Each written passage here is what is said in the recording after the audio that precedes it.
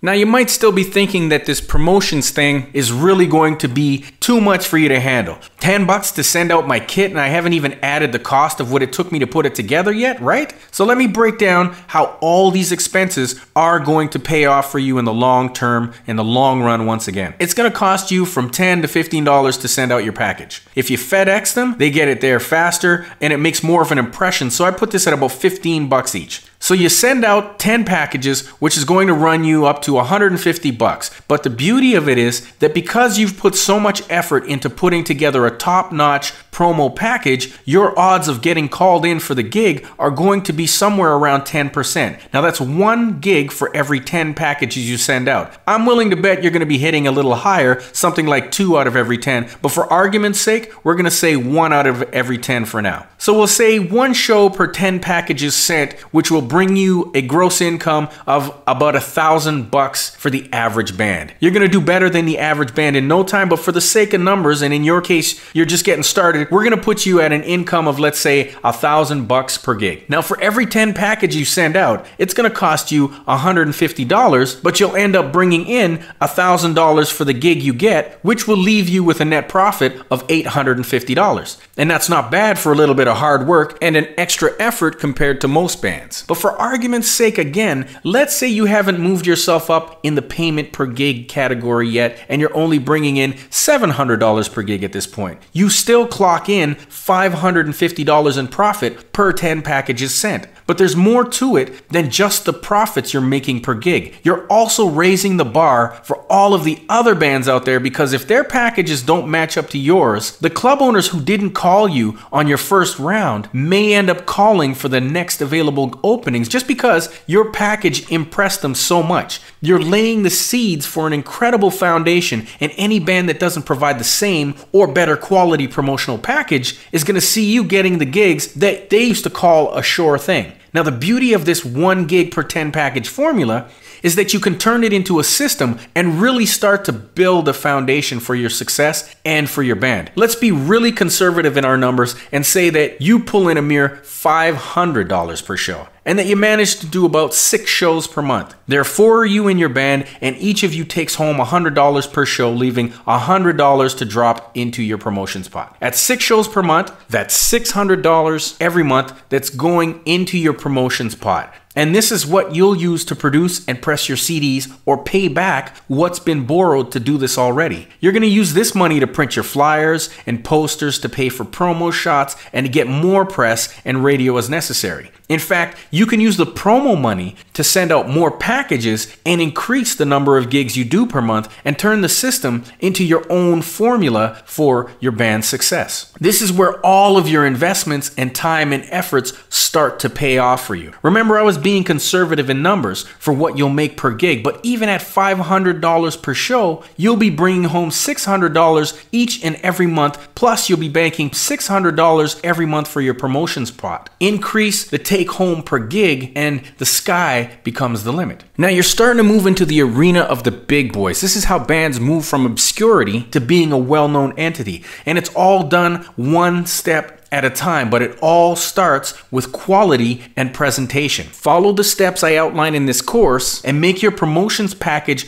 great, and you're going to find that you can bring in a very steady income for you and your band members. The more popular you become, the more you can charge at the door or per show to the club owners. The more you play, the bigger your following gets and the more of a buzz you'll generate, which in turn brings you more media attention and again builds your following even more. Your mailing list continues to grow and will become more valuable to you in terms of sponsor possibilities and advertising reach. Now, the business and promoters will come to you and have you promote for them, because with the following you've generated, you'll become a valuable resource for these types of people. And when all this starts happening, it's like a snowball rolling downhill, but it's one of the most enjoyable things that can overcome a band looking for their big break. And once you've reached this level, you might even consider the possibility of putting on your own concerts and running your own own venue every now and then. You can effectively become your very own promoter. With your own following and your popularity growing by leaps and bounds, you can afford to try this out and see if it's going to work for you. You'll know you're ready for self-promote events when you've got enough people coming out to see you at every one of your shows, and you feel comfortable that people would be willing to pay a premium to come out and see you. Again, this is the herd mentality, and at this point, it should be in quite a frenzy. Heck, you've become one of the big bands in town,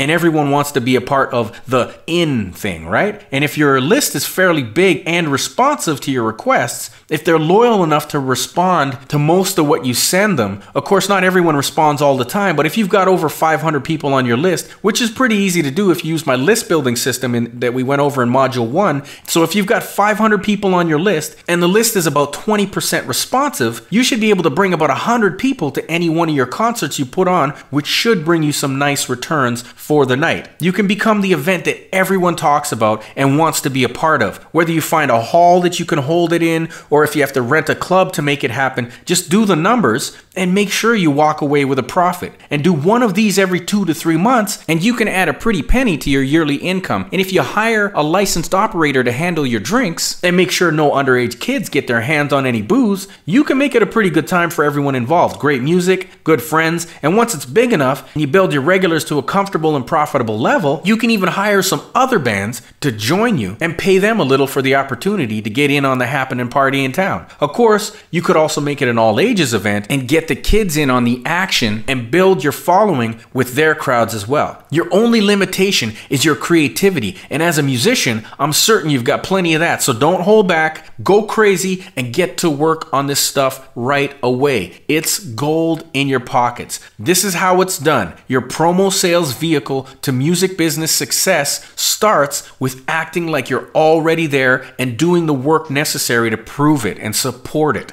Like I said in the beginning of this section, most bands won't do the work necessary to make half of this stuff happen for them, and the rest of them are too cheap or too scared to invest in their careers. Following everything that we've covered in this section is going to take your band to another level. This is how the big bands do it, and you can see the success they've managed to achieve, so why shouldn't you have that same type of success? There's absolutely no reason for you not to find your way into their world and achieve similar or better results than they do. And you can do it on your own to boot. That's what's really cool about this system. The ability to do it on your own terms and to pocket your profits in full. This is going to be a really fun ride for you. So it's important that you put these techniques that I've put down here for you to action and get busy, and again, get busy. Now there's just a few more things that I wanted to go over as well to close off this particular section. Some of the areas that you shouldn't overlook when you're out there looking for gigs to play, and a lot of bands do forget them, so be sure you're not one of those bands. Civic clubs, always looking for bands to play for their events. So if you fit into the kind of music that they might be into, make sure you get on the phone, be sure to contact them and send them your package. Of course, the clubs, as I mentioned before, and this goes without saying, again, be sure that the club fits your genre of music before wasting your time or your money by sending out packages to places that just aren't interested in your style of music. And then once you've got your following up to a big enough level, you can always look at renting halls to play in, but you might reach out to them and let them know you're also available for any special events they have. And if they know of anyone looking for a band, to give you a call, to look you up. Ask them to send, if you can send a package to them so they know what your band is all about as well. And then there's convention centers, which are also great places to find gigs at. They're always putting on events, and sometimes they need a band to entertain their guests. Again, as always, ask to send out your package and make sure that you're a good fit for the convention center before you actually go about spending your money or wasting your time. And caterers are always in the know for opportunities for bands. They're always catering some type of party, whether it be weddings or banquets. There may be an opportunity to make some money as the band at any of their clients' events.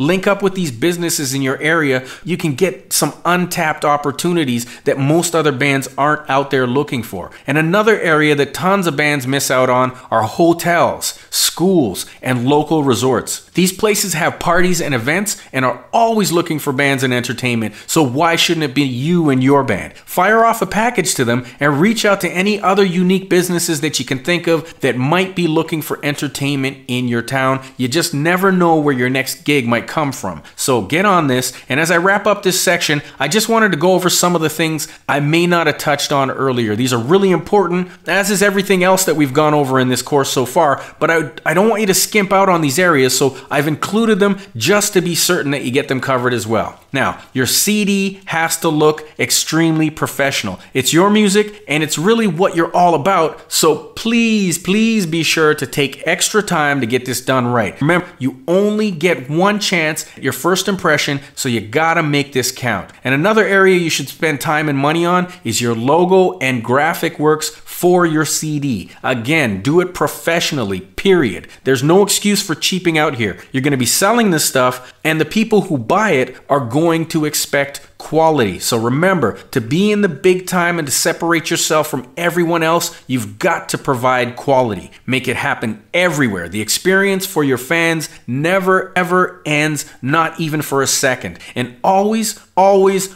be on the promotions vehicle. I cannot stress this enough. Everywhere you go and everyone you talk to could be your next gig. Do not waste opportunities to promote, and then once you've promoted, go out there and promote some more. This is your job, your career, and if you really love it, you're going to need to get the gigs to play, which will get you paid. So promotions never ends. If you're not on a stage playing a show, you should be out flyering, posting, and handing out business cards and meeting people everywhere you go. And when you're everywhere, people's curiosity kicks in and they want to know what you're about. This is what you want to start happening to you and your band. You want them to think that they've heard of your band name from somewhere, even though they've never seen you play. You make this happen and watch the turnouts at your gigs go up and up and up and up, and that's what it's all about. Increasing your list and bringing in more people to your shows. Another important thing to remember is that this isn't a one-size-fits-all approach. It'd be impossible to give you a cookie-cutter approach to marketing and promotions because every band has unique scenarios. So some of these techniques work better for certain genres of music than others. You just have to use your common sense to determine which pieces do and will work best for your particular scenario and musical genre. I've included a lot of approaches that should work for you regardless of your musical style, but of course, the more unique your musical genre is, the more important your list is going to become. And if that's the case, make sure you go through the list building section again and study it extremely hard. Go over it with a fine-tooth comb. Build your list and come back and apply these techniques to your particular situation. I promise you, it's going to pay off for you in some very, very big ways. And one last thing I'd like to offer you, and I'm sure you already know this, but always give your fans your best performance possible. They paid to see you and they expect you to deliver. Don't pull any Axl Roses while you're on stage, regardless of how big you get. Your fans deserve more. They deserve your best every single time. Plus, you never really know who might be in the audience. Could be a big time manager or record label exec or whoever. The point is to always over deliver on every show. This is your music career. It's your music business. You got to take care of it, nurture it, promote it, work at it, and work at it some more.